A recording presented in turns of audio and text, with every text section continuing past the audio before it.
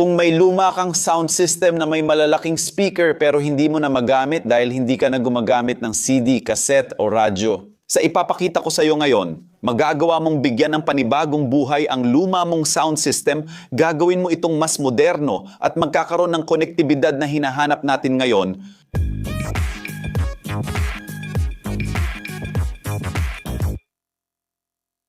Kamusta mga mahilig sa inhinyeriya? Naisip mo na ba kung ilan ang lumang speaker box mo? Baka mula pa yan sa lumang mini system or sound system na napalitan na, nakatago lang sa sulok ng bahay at nag-iipon ng alikabok. Maaaring maganda pa ang tunog nila, may kalidad ng audio na hindi kayang tapatan ng maraming modernong kagamitan na mura lang. Pero nakakalimutan na lang sila dahil wala silang connectivity na sobrang pinapahalagahan natin ngayon.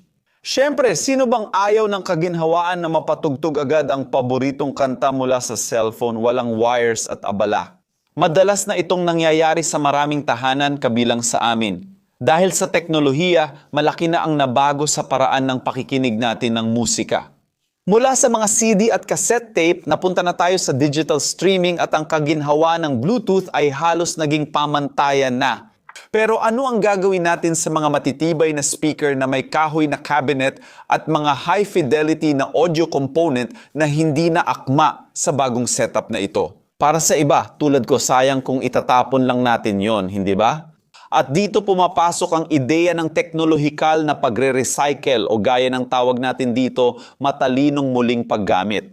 Imbes na dumami pa ang electronic waste at gumastos ng pera sa pagbili ng mga bagong Bluetooth speaker na baka hindi naman kasing ganda ng tunog, bakit hindi bigyan ng pagkakataon ang iyong mga lumang kagamitan?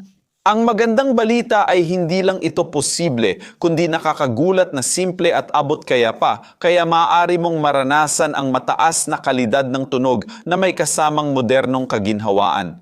Pero paano nga ba natin magagawa ang mahika na ito? Ang susi sa pagbabagong ito ay nasa isang maliit pero makapangyarihang elektronikong bahagi, ang Bluetooth module na may kasamang integrated amplifier. Noon, ang lakas na ibinibigay ng tunog sa mga speaker ay purong analog at gumagamit ng mga transformer, power supply, vacuum tubes at iba pang malalaking kagamitan na kumakain ng maraming espasyo sa loob ng speaker box. Pero ngayon, nagbago na ang teknolohiya at karamihan sa mga kagamitang ito ay kasya na sa palad ng iyong kamay. Isipin mo ang compact device na tumatanggap ng signal mula sa cellphone sa pamamagitan ng Bluetooth at sabay pinapalakas ito para sa iyong speaker.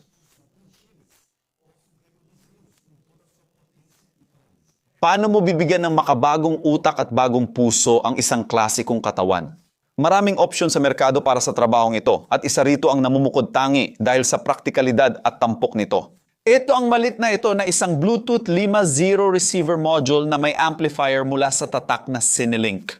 Makikita mo ang device sa ibaba ng screen. I-click lang ang lalabas na produkto para makabili. Bumili ng kapareho o hindi. Hindi sponsored ang video na ito. Binili ko talaga itong module online at palagi ko itong ginagamit. Katulad ng sabi ni Baroni na bili ko na, hawak ko na, subukan na natin ito. Sa totoo lang, itong module na ito ay isang napakagandang panimulang punto para sa mga naghahanap ng solusyon para bigyan ng bagong buhay ang mga lumang tunog. At ang kaibahan dito ay may kasama na itong built-in na stereo amplifier. Ibig sabihin, hindi mo na kailangan ng karagdagang amplifier para sa mga passive na speaker mo.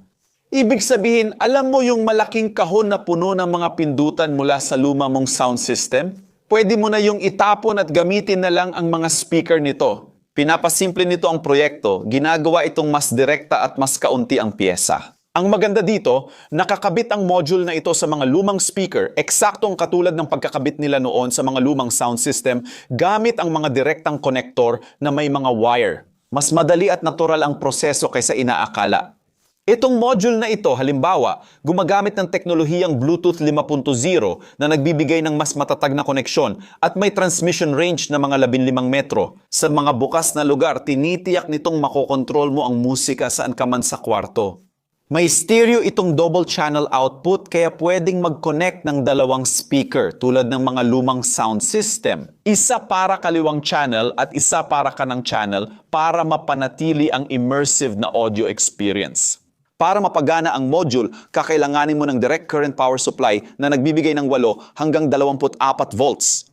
At mahalaga na hindi lalampas sa 26 volts ang voltahe dahil maaari nitong masira ang chip ng module. Bukod dito, ang kasalukuyang ibinibigay ng power supply ay dapat higit sa 2 amperes para masiguro ang tamang paggana at buong lakas ng amplifier. Isang mahalagang detalye ay dapat mas mataas ang lakas ng power supply kaysa sa lakas ng output ng amplifier upang hindi maapektuhan ang kalidad ng tunog. Halimbawa, kung may power supply kang 24 volts at 2 amperes kaya ng module magbigay ng hanggang 50 watts bawat channel sa 4 ohms na speaker. Kung gagamit ka ng 12 volts 2 amperes na power supply, gagana pa rin ang module pero hindi nito maibibigay ang maximum na lakas ng output sa speaker. At ano-anong mga speaker ang compatible sa module na ito? Ang Cinelink module na ito ay para sa mga speaker na may 4 hanggang 8 ohms impedance. At inirerekomenda na ang rated power ng mga speaker ay nasa 40 watts. Para maiwasan ang sobrang pag-init at posibleng pagkasira, mayroon din itong mahahalagang proteksyon gaya ng proteksyon laban sa short circuit, self-recovering na proteksyon laban sa sobrang init, at proteksyon laban sa maling pagkakabit ng power supply na nagbibigay ng dagdag na seguridad. Bukod sa Bluetooth, pwede mo ring i-adjust ang volume at i-pause o i-play ang musika direkta mula sa device. Bukod pa rito, meron din itong auxiliary input para makakonekta ng ibang device gamit ang cable at headphone output. Ibig sabihin nito, bukod sa pagkonekta sa iyong cellphone, maaari ka ring magkaroon ng opsyon na ikonekta ang ibang mga device gamit ang cable kung kinakailangan. May USB Type-C input din ito kung may pendrive ka na may lumang kanta na gusto mong ikonekta para sa iyong kaginhawaan. Ang automatikong reconnection function ng Bluetooth ay tinitiyak na kapag napareha na, automatikong kokonekta ang module sa iyong device tuwing nasa abot ito nang hindi na kailangang ulitin ang proseso. At ang astig dito, itong maliit na kahon ay may kasamang app para sa cellphone na nagbibigay sa iyo ng option na kontrolin lahat ng audio settings nito direkta sa iyong cellphone. Sa pagsimula ng proyekto, ilang simpleng pag-iingat ay malaking tulong. Halimbawa, mainam na ilayo ang power amplifier board hanggat maaari mula sa mga Wi-Fi signal dahil maaari itong magdulot ng interference. Mahalaga ring mag-ingat sa static na kuryente. Dahil kahit na mukhang simple ito, isa lang talaga itong bukas na circuit board na may illegal na interface. Tanggalin muna ang static na kuryente sa kamay bago hawakan ang board. Dahil sensitibo dito ang Bluetooth chip at para sa mas magandang kalidad ng tunog, hindi dapat masyadong mahaba ang kable na nagkokonekta ng module sa mga speaker, 1 metro ang tamang haba. Ano nga ba ang pakinabang mo sa inisyatibong ito? Tipid, imbes na bumili ng bagong Bluetooth sound system, ginagamit mo na lang ang meron ka at gagastos lang ng kaunti para sa module tulad ng Cinelink. Pangalawa, nakakatulong ka sa kalikasan dahil nababawasan ang pagtatapon ng elektronikong gamit at nabibigyan ng bagong silbi ang mga ito. Pinakamahalaga na ibabalik mo ang kalidad ng tunog ng lumang speaker, ginagawang moderno at functional na sistema para mapasaya ang iyong bahay gamit ang paborito mong kanta.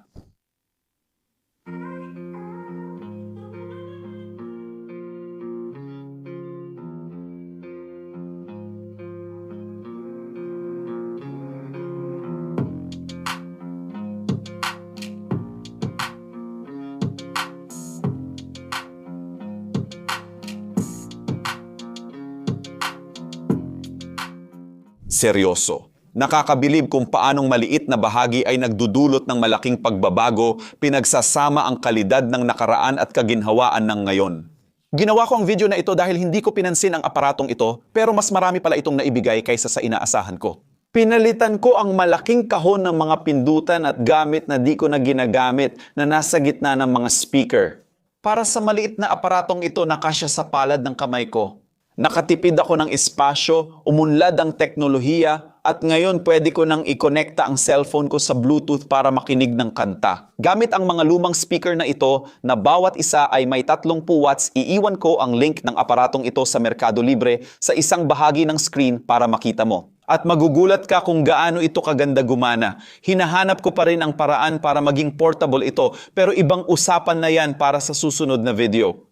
Gusto kong malaman kung nagustuhan mo ang video na ito. Kaya kung nagustuhan mo ang ideya at gusto mo pang makakita ng mga ganitong video, i-comment mo lang ang hashtag na #GawaMoSarili para malaman ko kung dapat ko pang ipagpatuloy ang ganitong klase ng content o hindi. Kung nakarating ka hanggang dito at nagustuhan mo ang video, mag-subscribe ka na. Kung hindi ka pa nakasubscribe, i-like mo na rin at i-activate ang bell para sa notifications.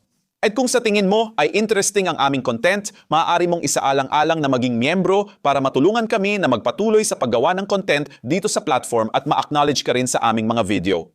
Kung gusto mong malaman ang mga kursong nire-recommenda namin, iscan ang QR code or i-click ang link sa video description para magkaroon ka ng access sa mga oportunidad na makakatulong sa pag-develop ng skills para umangat sa career. Naisip mo na bang gamitin ulit ang luma mong sound system gamit ang ganitong device? Isa ka ba sa mga taong nagtatago ng lumang gamit, umaasang magagamit mo ulit balang araw? Ilagay ang iyong ideya sa komento, baka magawan namin ng paraan para magamit muli ito. May 2 kawili-wiling video dito na dapat mong panoorin para mapalawak ang iyong kaalaman at kuryosidad. Kung gusto mong tumulong, i-like ang video, mag-subscribe, i-activate ang bell at maging miyembro ng channel. Salamat mga mahilig sa inhinyeriya. Kita tayo sa susunod na video.